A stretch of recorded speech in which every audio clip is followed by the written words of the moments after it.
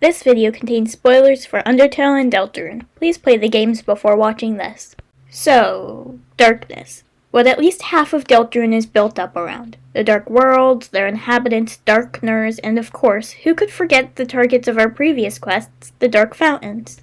It's almost the entirety of our story thus far, and will certainly make up a significant portion of the rest of the game. But what exactly is darkness anyhow? What does it do? In my last video, the Hell's Roar video, I touched a little on darkness and a few aspects of it, but I also promised a future video in which I'd go further in depth on it, so here it is. Watch your step. I wouldn't want any of you to get lost in the dark.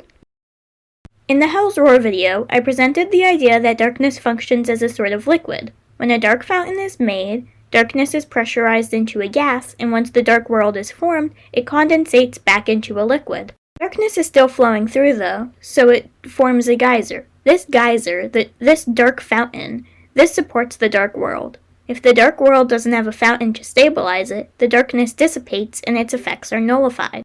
The light world objects attract the gas from the fountain to them and then absorb it like a sponge. Okay, wait, editing penguin here. The way it might work is similar to how magnets work.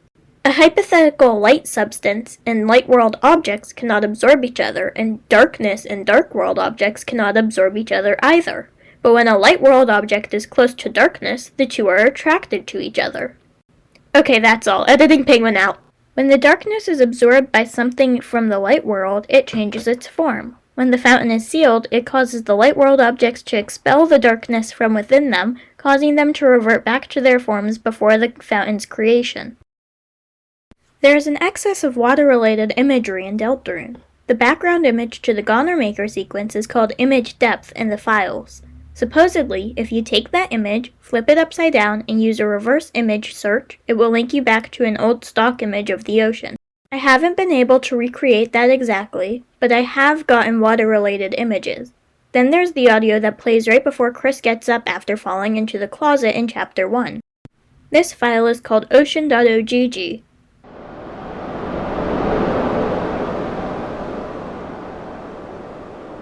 One of the things that Jevel says mentions bubbles. There's some sort of dark liquid oozing out of the cracks in the wall of the Dark World area before Castletown.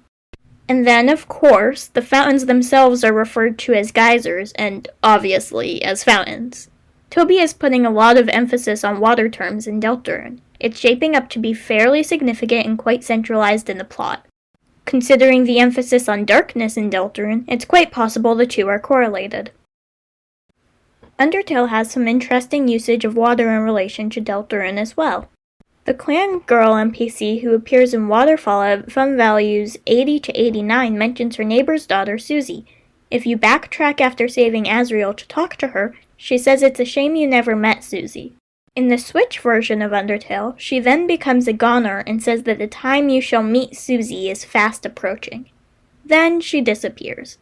The week after the Undertale Switch version was released, Deltarune was also released. The Clam Girl Goner mentions Susie, who leads us to Deltarune, where one of the 3 Delta warriors is named Susie, which brings us to the prophecy of Deltarune, which brings us to the roaring and its unchecked darkness. Clam Girl gives us another connection too. The Goners are connected to the fun values. The fun values can be connected to Gaster. Gaster connects to Entry 17. Entry 17's Dark, Darker Yet Darker gives us the Dark Worlds. Gaster also connects to Deltarune via the homepage of Deltarune.com, having hidden wingdings that translated to recite the prophecy of Deltarune before the game was released. Onion-san in Undertale says they want to start a band, and they hear the old song from the sea in Deltarune, and they're one of the hometown encounters that remembers how you behaved. If you're mean to them, they will leave and not resurface to talk to you again. Interesting. One of the encounters that imply your choices might matter is an encounter that revolves heavily around water. Then there's the river person's boat, which stops in Snowdon, Waterfall, and Hotland. Wait, can I just talk about the river person for a second? The river person is a hooded figure who we first meet at their dock in Hotland. Their hood looks eerily similar to the cloak Rousey wears when we first meet him and he tells us the legend. When you talk to them, they introduce themselves by saying, "Tra-la-la, I am the river man, or am I the river woman? It doesn't really matter. I love to ride in my boat. Would you care to join me?" Usually it's just a regular boat and a short cutscene showing just Frisk and the river person on the boat, and then the river person will say a few lines, but sometimes their boat will have legs and a dog head and it will run on the water. Now about those lines the river person might say. Those lines. They have roughly 30 different things they can say during those short little cutscenes. Sometimes it's meaningless, like when they suggest to eat a mushroom every day. Why? So I'll know that you're listening to me. They then, of course, have several water-related lines, such as, the water is very wet today, or alternatively, the water is very dry today, or the waters are wild today, that's bad luck, or good luck. Sometimes they'll say things that are very, very interesting. There are the well-known, beware the man who speaks in hands, and beware the man from the other world lines. But there are some other interesting ones too, such as foreshadowing Flowey might be a different kind of entity than monsters or humans, or them mentioning where you can find the hidden Tummy Village, or that Asgore has a favorite food. The lines that really stand out to me as of this moment, though, are the ones that seem to lean into a different game. In one, they say, tra-la-la, the angel is coming, tra-la-la, which might foreshadow Deltarune. It could also refer to the prophecy in Gerson's shop, but considering the options for the fulfiller of the prophecy in Deltarune, it makes more sense to me personally to interpret it for Deltarune. The second line in question ties into something I mentioned earlier, where they will ask if you ever heard the old song from the sea. This ties into the song Onion Song heard that they say isn't a new song. Altogether, the river person is an incredibly mysterious entity who shares vague hints and makes things just a tad more interesting. And a whole lot more confusing. Who even are they anyways? I'm not going to start speculating on that right now though. That's beyond the scope of this video. Where was I? Oh right. There's a lot of connections between the idea of the depths and the ocean too. I'll link a video on the depths theory by Bricks here so that you know what I'm talking about. Be sure to check it out. It's a pretty interesting theory, but I'm not going to explain it here. If the depths are full of darkness, then it's comparable to the ocean, which is full of water. The ocean is considered one of the darkest and deepest places in the world. It's full of unknown mysteries in its deepest depths. It's hypothesized that the Titans can be found in Deltarune's depths. We currently don't know anything about the Titans, except that with their coming it will bring the roaring, and in Ralsei's legend he mentions a terrible calamity occurring. We can assume that this calamity will be the same thing as the roaring. In the legend, it is said that the land will crack with fear. That sounds a lot like an earthquake. And an earthquake is caused by shifting tectonic plates, and most of the borders between the tectonic plates are under the ocean. Also, the ocean has very high levels of pressure the further you go down into its depths. I hypothesized in my last video that the fountains are initially a gas because of pressure. If the depths are comparable to the ocean, not only would it already have a high amount of pressure already, but the pressure would intensify with the making of a dark fountain. It's like if you poked a small hole in an infinite water balloon, except the pressure is so high that at first it comes out as a steam, and then the pressure lessens to cause a continuous geyser, at least until the hole is covered or sealed. And there already is a precedent for Toby using real-world science to some degree in his games. For example, in Undertale, from one of the tapes in the True Lab, it is revealed that the first human in Azrael baked buttercups into a pie they gave to Asgore. This pie made him very ill.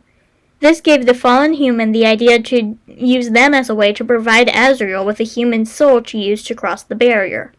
Real-life buttercups are actually toxic. They contain a compound called ranunculin, which is toxic.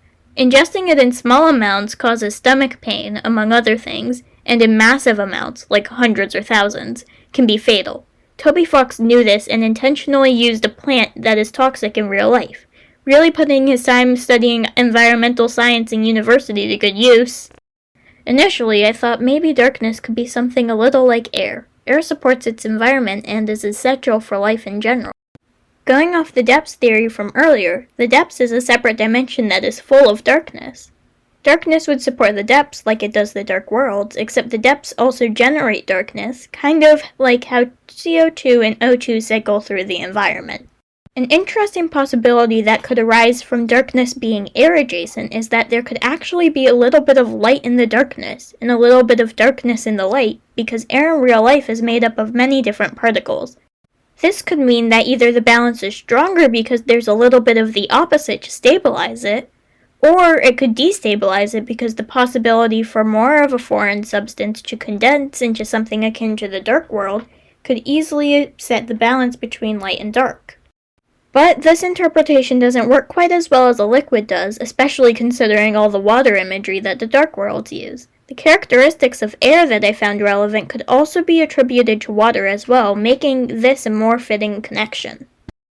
Well, this video managed to reach places I never expected it to. I didn't expect to talk about Undertale at all, and then ended up writing so much about Undertale that when it made a friend look at the script, he decided that pretty much everything I wrote about Undertale was irrelevant. Which checks out because, as he put it, Penguin's script had multiple paragraphs going over every instance of water in Undertale, whether or not it connected to the depths or darkness or anything. If there was H2O in Undertale, it was in the script. To which I replied, no, I forgot the water cooler in Hotland. But that's besides the point. The point is, water seems to be very prevalent in the dark worlds, and it gives several interesting perspectives to look into when talking about darkness.